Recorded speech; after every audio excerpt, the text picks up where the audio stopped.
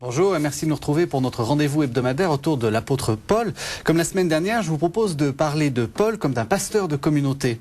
Comme nous l'avons vu la semaine dernière, Paul n'est pas qu'un théologien et ses lettres ne sont pas que des traités de théologie. Paul est aussi le père de ses églises et ses écrits servent souvent à répondre à des questions concrètes qu'elles se posent concrètement.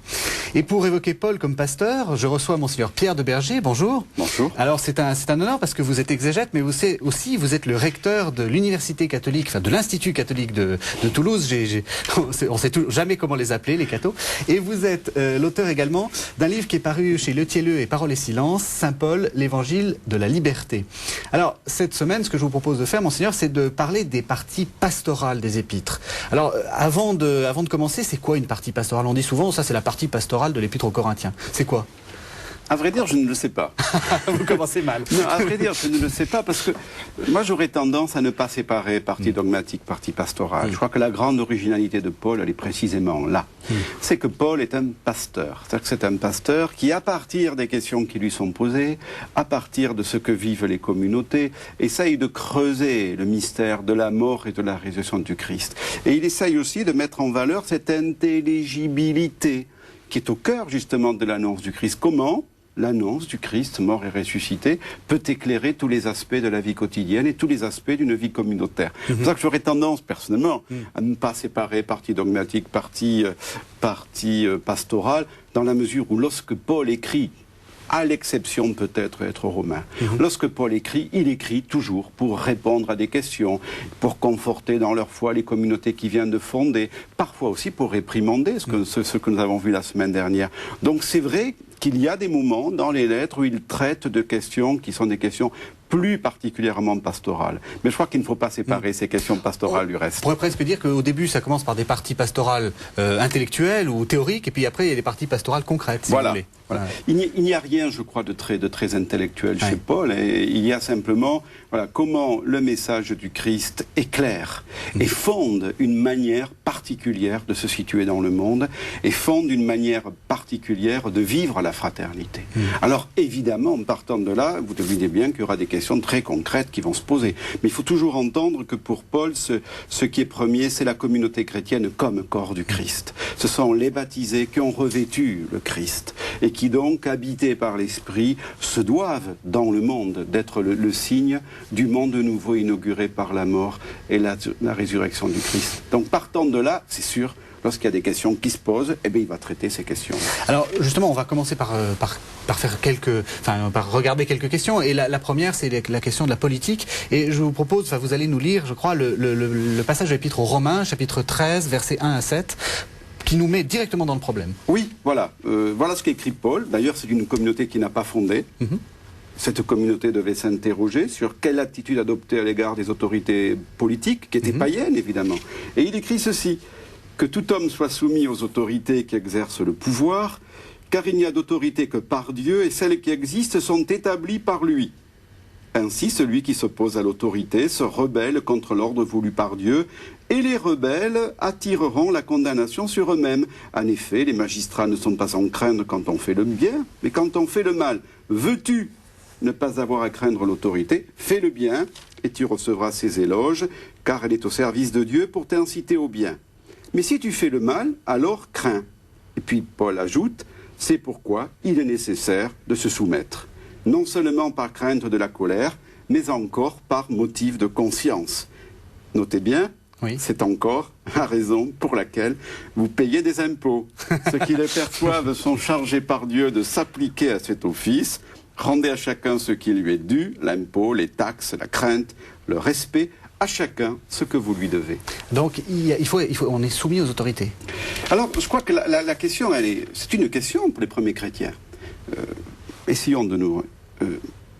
les premiers chrétiens sont, comme nous d'ailleurs, dans l'attente du retour du Christ. Le retour du Christ est imminent. Ils ont été baptisés dans la mort et la résurrection du Christ. Ils sont déjà, si je puis dire, citoyens du ciel. Et la question qui se pose, mais par rapport aux institutions politiques, par rapport au pouvoir païen, qu'est-ce qu'il faut faire? Et on voit bien que la tentation serait de dire, voilà, Paul dit non, soumettez-vous, obéissez. Alors on verra dans un autre module comment il faut le voir. Merci beaucoup, Monseigneur de Berger. Merci.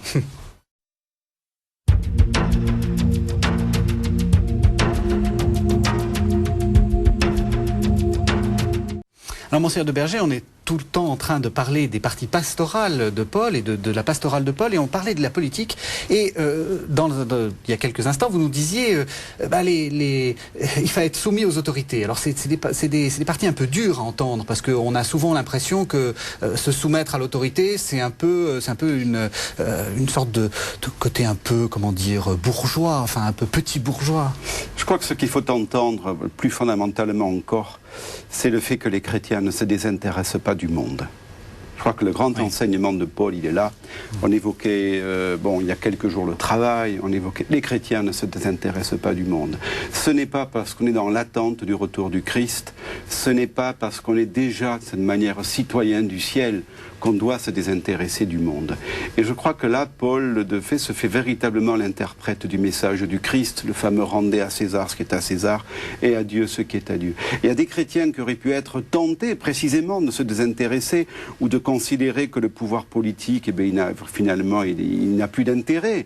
Et lorsque Paul dit non, soyez de véritables citoyens. Ce qu'il faut entendre derrière le message de Paul, c'est soyez de véritables citoyens qui, par leur civisme, qui, par leur loyauté, participent d'abord vraiment à ce monde qui est en train de renaître, participent à ce monde qui est sauvé, mais qui est en attente d'un accomplissement en Jésus-Christ.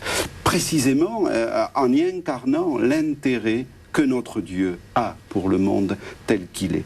Donc je crois que ce qui pourrait paraître comme un enseignement daté, de fait, nous renvoie au contraire à l'incarnation.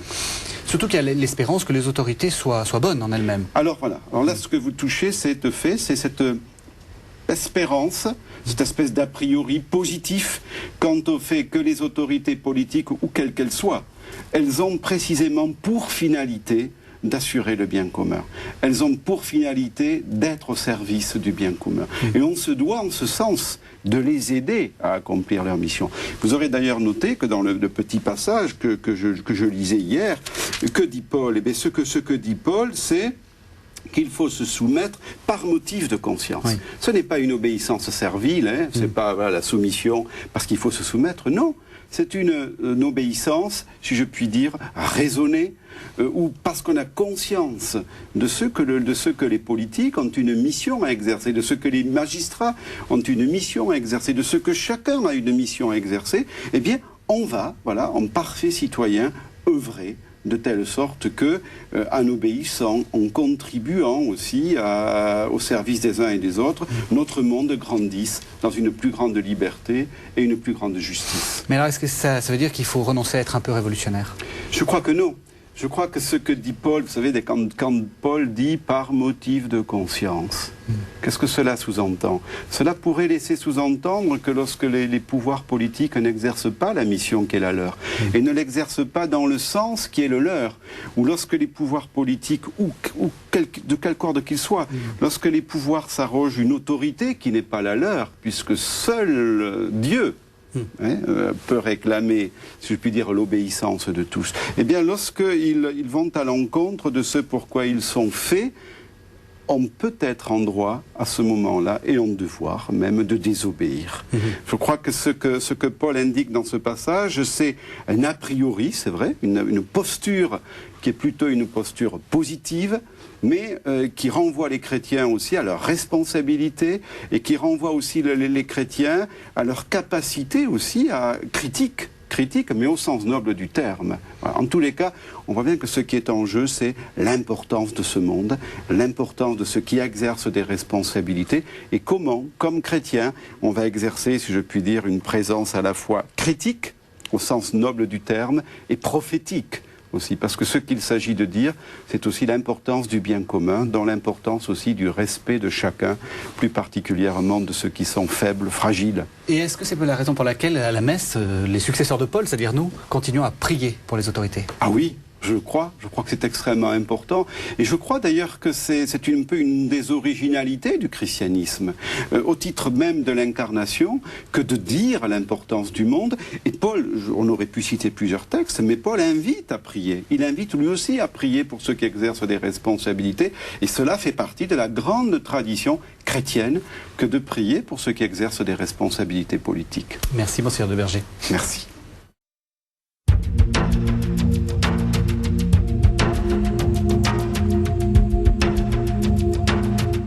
Alors, Monseigneur de Berger, on est toujours dans les parties pastorales, dans la pastorale de Paul, et après avoir parlé de politique, on va parler de sexualité. Alors, quelle est la doctrine sexuelle de Paul, si on peut dire? D'abord, je commencerai par dire qu'il n'y a pas de mépris de la sexualité chez Paul. Oui, ça c'est important. Permettez-moi de le dire parce que on traite vraiment Paul de tous les maux, et s'il y en a un en particulier, c'est celui de dire non, Paul a un mépris pour la chair. D'ailleurs, on ne comprend pas toujours ce qu'il y a derrière ce mot. Il a un mépris pour les réalités charnelles, la sexualité, vraiment pas. Mais je crois que l'originalité, si je puis dire, c'est au contraire, d'abord de ne pas avoir de mépris de la sexualité, mais d'évoquer la sexualité comme un des lieux où se vit aussi la vie du chrétien, la vie du baptisé. Avec en particulier, pour ce qui est du corps, je crois une grande idée du corps. Si je peux lire peut-être un passage, vous savez, il y a dans la première lettre aux Corinthiens, Paul avait été interrogé par les chrétiens de Corinthe. Vous savez, il y avait des chrétiens qui à Corinthe disaient, on est dans le temps du retour du Christ, pas de sexualité. D'autres qui disaient, mais non, puisqu'on est appelé à vivre avec le Christ, au fond le corps n'est rien, on peut en user n'importe comment. Et Paul écrit ceci, tout m'est permis, mais tout ne me convient pas. Tout m'est permis, mais moi je ne me laisserai pas servir par rien. Les aliments sont pour le ventre, et le ventre pour les aliments. Et Dieu détruira ceci et celui-là. Mais le corps n'est pas pour la débauche, il est pour le Seigneur, et le Seigneur est pour le corps. Je crois qu'il y a là quelque chose de révolutionnaire, dans un contexte où on a, dans le monde gréco-romain, il faut le dire, en fait, un mépris pour le corps. Que dit Paul ? Paul pense à la résurrection. Il se dit, mais notre corps, il va ressusciter. Donc ce corps qui est le mien, il va ressusciter. Si dans ce corps il est fait pour le Seigneur, ça veut donc dire qu'il est habité par la présence de Dieu. Ça veut dire qu'il est habité par cette manière, par l'esprit créateur aussi, si on regarde les premiers récits de création. Et donc je ne peux pas en user impunément. Je ne peux pas en user comme un instrument. Et on voit bien comment Paul fait ici la différence entre, si je puis dire, le ventre. Voilà, les aliments, oui, ça, eux, ils sont pour le ventre, et le corps qui est fait pour le Seigneur. Donc, une très très haute idée du corps, à tel point que pour Paul, la débauche, si je puis dire, est un péché contre le corps. C'est un péché, puisque on ne reconnaît pas, à ce moment-là, il le dit ailleurs, d'ailleurs, que si le corps est fait pour le Seigneur, il est aussi le temple de l'Esprit Saint. C'est ça que j'aime bien dans votre approche, c'est que vous êtes, au lieu de partir de la sexualité et d'essayer de se battre avec des fantômes d'une certaine façon, c'est de repartir du côté de la théologie du corps. Mais alors, une fois qu'on a une théologie du corps aussi élevée, on a presque envie de dire, ben, on ne fait plus rien. Enfin, c'est tellement énorme. Non, je crois que Paul a aussi une grande idée de la faiblesse humaine, a une grande idée du péché qui nous habite, et vous savez comment il va justement évoquer tout au long de ses lettres cette tension qu'il y a entre la chair et l'esprit, hein, la chair qui conduit le plus souvent à la désunion. Entendons bien, j'évoque précisément cela parce que la chair, ce n'est pas la sexualité. Là, c'est l'être humain qui se construit en dehors de toute contrainte, toute dépendance. C'est l'être humain qui refuse, d'une certaine manière aussi, la limite de la loi.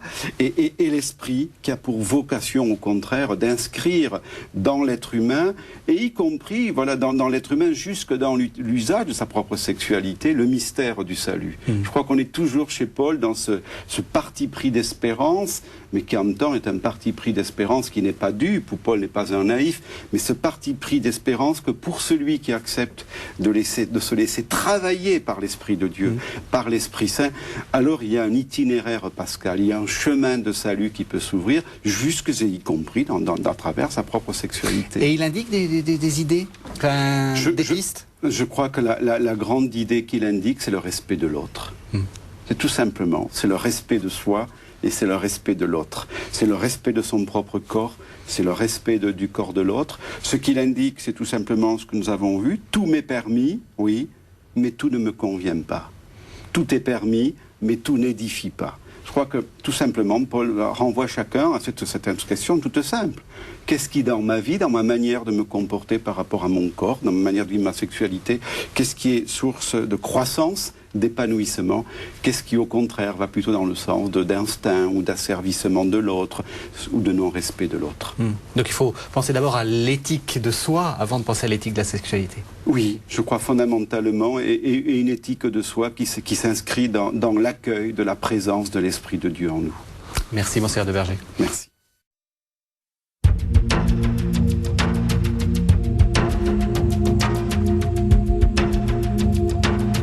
Monseigneur de Berger, on est toujours dans les parties pastorales de Paul et dans la pastorale de Paul. Et après avoir parlé de sexualité, tout naturellement, on va arriver à la question du mariage. Alors, une question, j'ai envie de prendre la plume comme les communautés en disant, qu'est-ce qui vaut mieux? Il vaut mieux être marié ou vaut mieux être célibataire? C'est la question que se posaient les premiers chrétiens, voilà. Justement. Et certains chrétiens, d'ailleurs, avaient dû écrire à Paul en leur disant, écoutez, si on a bien compris le message, on est dans l'attente du retour du Christ, on a été libéré, on a été sauvé, donc ce qu'il faut c'est se préparer à l'attente du retour du Christ, et donc pas de vie sexuelle, pas de relations sexuelles. Chapitre 7, 1 Corinthiens, venons-en à ce que vous m'avez écrit, il est bon pour l'homme de s'abstenir de la femme. Toutefois, pour éviter tout dérèglement, que chaque homme ait sa femme et chaque femme son mari, que le mari remplisse ses devoirs envers sa femme et que la femme fasse de même envers son mari. Ce n'est pas la femme qui dispose de son corps, c'est son mari. De même, ce n'est pas le mari qui dispose de son corps, c'est sa femme. Ne vous refusez pas l'un à l'autre, sauf d'un commun accord et temporairement, afin de vous consacrer à la prière, puis retournez ensemble de peur que votre incapacité à vous maîtriser ne donne à Satan l'occasion de vous tenter. C'est extraordinaire. Il y a des chrétiens qui disent, oui, il faut s'abstenir. Et Paul dit, oui, vous avez raison. Mais quand même, faites attention, faites attention. Si vous êtes marié, eh bien, ça veut dire que vous devez avoir aussi une vie sexuelle normale, où vous devez l'un à l'autre. Et là, Paul, il se méfie, il est prudent, il se dit, peut-être qu'à vouloir trop chercher une espèce d'ascèse mystique et hautement spirituelle, ça risque d'aller à l'encontre de la vie du couple. Et donc, on voit bien là comment il donne des règles toutes simples. Il dit, non, mais la sexualité est importante. N'allez pas vous abstenir. Vous pouvez le faire. Mais vous avez bien noté que ce soit temporairement et surtout que ce soit d'un commun accord. Mais ce qu'il y a d'extrêmement important, parce que c'est nouveau, et je crois que Paul a compris cela du message du Christ, dans un contexte où la femme était souvent seconde, où la femme était souvent mineure de ce point de vue. Qu'est-ce qu'il fait? Il rappelle là la commune dignité de l'homme et de la femme qui participent des mêmes droits et des mêmes devoirs, jusque et y compris dans la sexualité. Je crois que ça c'est fondamental, c'est ce fameux verset, ce n'est pas la femme qui dispose de son corps, c'est son mari, mais la suite, de même, ce n'est pas le mari qui dispose de son corps, c'est sa femme. Et là on retrouve, c'est vrai, je crois que la conscience qu'a Paul de ce que la sexualité est un lieu, est un des hauts lieux où peut se vivre justement cet amour qui est au cœur de la vie chrétienne et qui est au cœur de tout être humain et qui n'est autre, si je puis dire, que le reflet de l'amour de Dieu qui est en nous. Donc on voit bien que derrière ce récit, à partant d'une règle très précise, Paul situe aussi la sexualité dans sa dimension spirituelle. Mais lui-même n'est pas marié. Alors on ne le sait pas. Très honnêtement, on ne le sait pas, et personnellement, je ne le sais pas. Il est évident que lorsqu'il évoque ce récit, il évoque le fait que là, il est dans un statut de célibataire. Alors, est-il veuf, est-il aussi... Bon, il est évident que quand il écrit aux chrétiens de Corinthe, il est célibataire. Alors, c'est vrai, il dit aux chrétiens de Corinthe, je voudrais bien que vous soyez comme moi. Mais pourquoi? Pourquoi? Parce que l'idée qu'il a du mariage et l'idée qu'il a de ce que quand on est marié, on se doit véritablement l'un à l'autre, avec, c'est vrai, les préoccupations que cela occasionne, les soucis que cela occasionne, fait peut-être que l'on peut être moins libre pour se consacrer totalement au Seigneur. Alors c'est peut-être là, je pense que c'est ce qu'on peut regretter, c'est que Paul n'est pas un homme du 21e siècle, il écrit à son temps, c'est que Paul n'est peut-être pas dit suffisamment que c'est précisément dans ce don de l'un à l'autre et ce don réciproque, c'est là que se vit véritablement aussi l'attente du retour du Christ et qu'il y a une véritable sainteté. Donc c'est vrai, Il est célibataire, il aimerait bien que tout le monde le soit comme lui, pour mieux se préparer au retour du Seigneur, mais c'est pas pour autant qu'il méprise la sexualité. Et c'est aussi un appel à rester comme on est. Enfin, je veux dire, ne pas non plus se chercher à tout prix. Je crois que c'est tout à fait ça. C'est rester dans l'état où l'on est, sachant que les dons de Dieu sont multiples, que le célibat est un don de Dieu, que le mariage est un don de Dieu et que chaque état de vie correspond aussi au dessein de Dieu, qui peut être le dessein de Dieu sur chacune et chacun d'entre nous. Merci beaucoup, Monseigneur de Berger. Merci.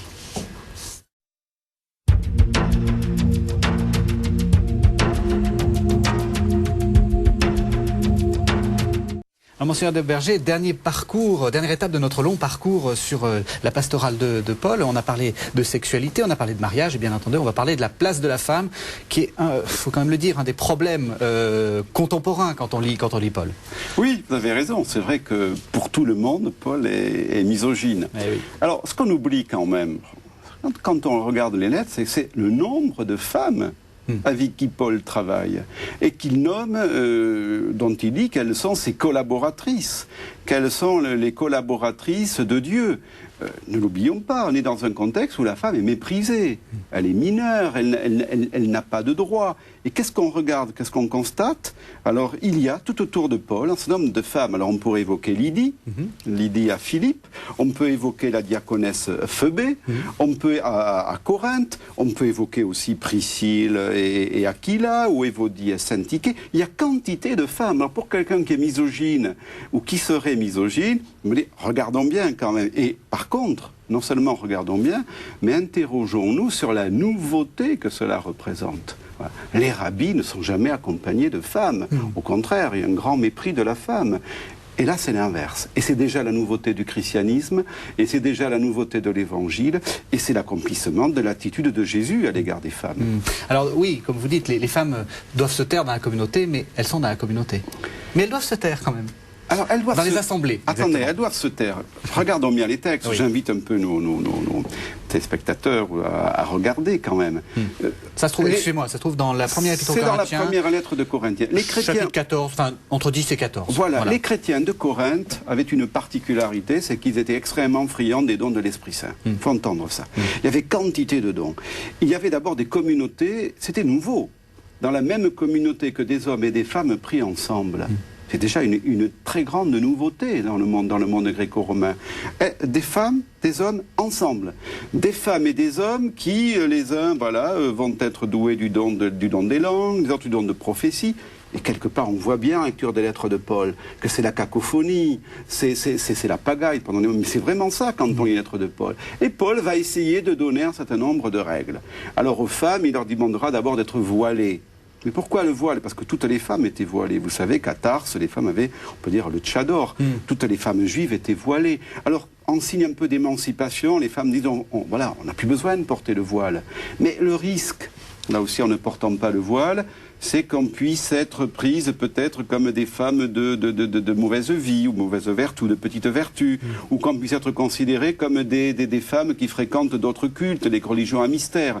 Et Paul dit non, gardez le voile. Il est là pour dire la différence. Il est là pour dire la différence entre l'homme et la femme. Il n'est pas le signe d'une soumission, comme c'était peut-être le cas avant. Il n'y a plus de soumission. Il est là pour dire que vous êtes des femmes, comme il y a des hommes, et que ensemble, c'est pour ça qu'il faut entendre le voile. Quant à la question de se taire, je crois que c'est une question toute pratique. Voilà. C'est la pagaille, tout le monde parle, et Paul dit, écoutez, voilà, les femmes vont se taire, et puis quand elles reviendront chez elles, elles demanderont un peu ce qui s'est dit dans la communauté. Mais il ne faut absolument pas séparer ces textes de tous les autres, où on voit des femmes qui annoncent l'évangile, où l'on voit des femmes qui sont à la tête des communautés chrétiennes, et où l'on voit des femmes qui vraiment œuvrent au même titre que Paul, et avec lui, et dans l'unité, et dont Paul d'ailleurs vante souvent les mérites. Alors, ça fait 15 jours qu'on est sur Paul, sur ces questions de pastorale. Pour vous, c'est quoi le plus important, finalement, de cette pastorale? Qu'est-ce que vous retiendriez? Moi, ce que je retiendrai, c'est que Paul, il y a une tension chez Paul, mais qui est la nôtre aujourd'hui. C'est la même. C'est dire l'originalité du message du Christ, dire l'originalité de l'Évangile, et une originalité qui concerne tous les aspects de la vie, et on l'a vu ensemble, jusqu'aux aspects politiques et autres, tout en faisant attention à ne pas apparaître comme des marginaux, voilà, comme une espèce de secte, voilà, d'illuminés asociaux, comme a écrit un exégète. Mais je crois qu'il y a ça chez Paul. Il faut bien entendre cette tension qu'il y a entre dire une originalité, mais la dire dans le monde, aux côtés de nos frères en humanité, en évitant le risque d'apparaître comme des espèces d'illuminés. Je crois que c'est la grande... Pour comprendre Paul, il faut se dire cela. Paul reste du coup un homme de son temps, mais un homme de son temps qui essaye de dire l'évangile dans le monde de son temps. L'évangile de la liberté, c'est le titre de votre livre et j'invite nos téléspectateurs pour vous retrouver à le retrouver, ce livre, chez Parole et Silence. Merci beaucoup, Monseigneur de Berger, de nous avoir fait partager avec autant de passion les épîtres pastorales, les parties pastorales de Paul. Merci beaucoup. C'est moi, merci beaucoup.